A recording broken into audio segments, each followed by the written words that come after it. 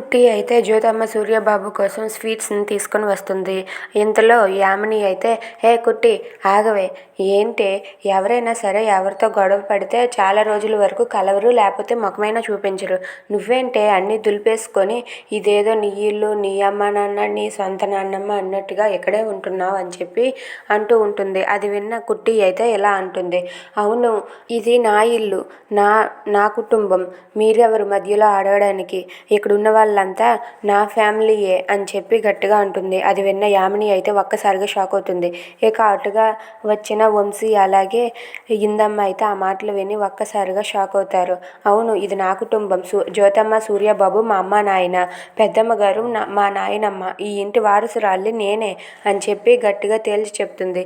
అది విన్న జ్యోతి సూర్య అయితే ఒక్కసారిగా షాక్ అవుతారు.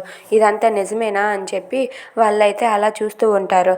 అవును నేనే ఈ ఇంటి వారసురాలిని, ఇప్పుడు మీరేం చేస్తారు అని చెప్పి కుట్టి అయితే యామినితో ఒక్కసారిగా అంటుంది. అది విని యామిని అయితే ఒక్కసారిగా షాక్ అయిపోతుంది. ఇక ఇందమ్మ అయితే దీనికి ఎంత పొగరు ఇలా అని ఇంట్లో గట్టిగా అరుస్తుందా చెప్తే దీనిపైన అనుకుంటూ ఉంటుంది. Thanks for watching friends, please subscribe.